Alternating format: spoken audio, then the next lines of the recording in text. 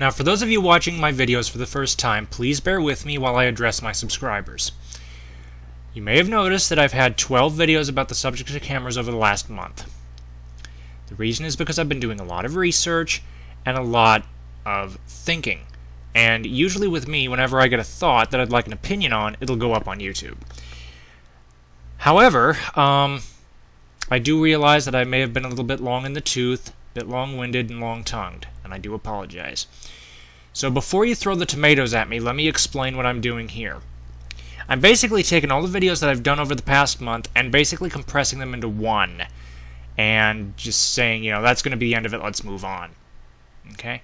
With that being said, for those of you who are not in the know,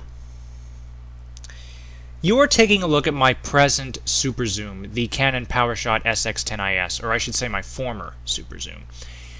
It's been in the shop 3 times over the last 3 years that I've had the camera, primarily for an issue with the lens. It would always extend and then the whole thing would just lock up. Well, the first time it was under warranty, and they had to basically replace the entire lens assembly. The second time it cost me $160 and they needed to replace not just the lens assembly but also the CPU main board. That was in March of this year. Well, guess what? In August the 4th of this year, that is approximately 5 months, 4.5 to 5 months since it was in the shop last, it locked up again. The same thing that happened the first time. And I'm not about to get a lens assembly replaced for the 3rd time. So,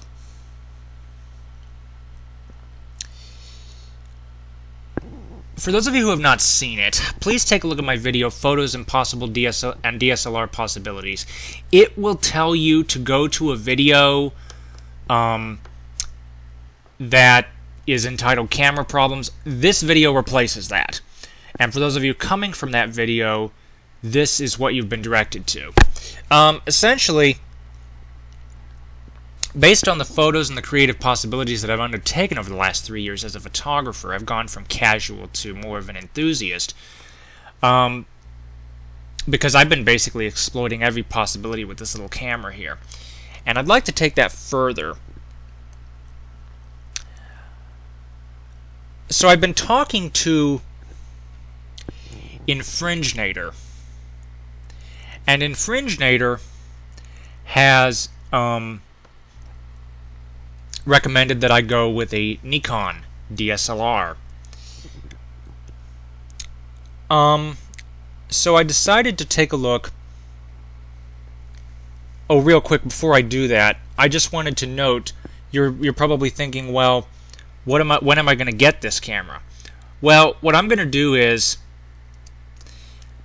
this camera used to belong to my uncle. It is the Nikon Coolpix P8800.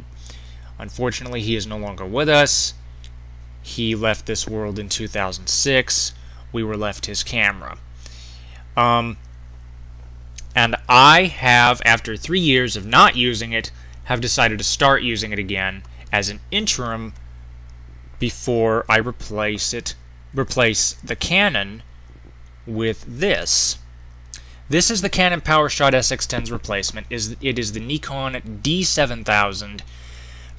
Some of you may be thinking, we'll go with the D90. That's not going to work out because by the time Christmas rolls around, this is essentially what I'm thinking about for a Christmas present. The D90 will no longer be on the market. I'm almost sure of it. I can feel it. It's been at least 3 years since the D90 has been released. So Infringinator had recommended that I go with the Nikon, and we got to talking, and I pretty much settled on the D7000, especially after I went to Best Buy and spent an hour with it. What I did was I took some pictures, felt how it handled, and I immediately fell in love with it. It just felt natural to me. It felt like an extension of this. The P8800 to me feels like a baby DSLR. I don't know if that makes much sense, but it does, because it's got raw. If you can see here in the photo, it's got the screen on the top. It's got a jog dial on the back. It's got raw recording facilities. This is a camera that's not been on the market for the last 6 years. It's usable, but actually I'm going to save my overall shooting impressions for another video. I have a quick tour of this camera, but I haven't talked about photo quality yet. I plan to do that in a separate video, but that won't be for a while. So anyway, that's going to be, this is the interim replacement to the D7000. The D7000, again, it feels like an extension of the P8800. It just feels great in the hand. It's solid. It's not going to break. It's a quick camera. It's 6 frames per second, 1,000 shots on a single charge. Weather resistance, which is great because for my summer vacation environment, I get into some relatively rough weather from time to time. So this would be good for that. Now, obviously, it's not weatherproof, but what I'm saying is that if a sprinkle of rain were to happen, I'd have enough time to get in the house before this thing, goes south. So that's what I really like about it. So the reasons for a mid-range camera are, again, I'd like to take my photography further, and I've actually played with the D7000, actually got the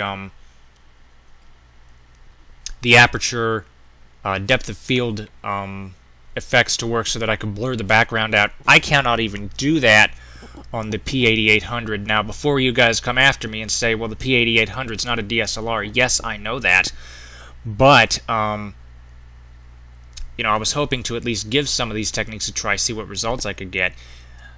But again, that's going to be for another video. The point is, bottom line, I'm definitely looking at the D7000. It is definitely at the top of my list. I did take a look. For some of you who have been watching my videos, you've known that I've been taking a look at some other models. Some Sony. I don't want to go back with Canon. Canon has lost my trust. After 3 times in the shop for the PowerShot, I really do not want to go back with them. So I'm definitely switching to Nikon. And I looked at some others from Sony and whatnot. I just think that overall this is the best camera. It's definitely not cheap, but in the price range it's definitely a good value. It handles well. It's got the built-in retouching facilities that I like. I've even been reading the manual, and this just feels like it's falling right into my lap. So that's pretty much it. I'm definitely getting the D7000, and Fringinator, you wanted your shout-out, and there you go.